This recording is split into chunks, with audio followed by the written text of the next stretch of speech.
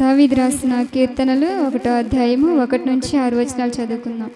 దుష్టుల ఆలోచన చొప్పున నడవక, పాపుల మార్గంలో నిలవక, అపహాసకులు కూర్చుండు చోటు కూర్చుండక, యెహోవా ధర్మశాస్త్రమునందు ఆనందించుచు దీవారాత్రము దానిని ధ్యానించువాడు ధన్యుడు.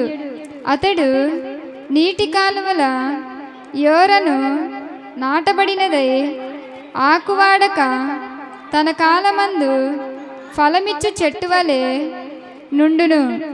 అతడు చేయినదంతయు సఫలమగును. దుష్టులు అలాగున ఉండక గాలి చెదరగొట్టు పొట్టు వలె నుందురు.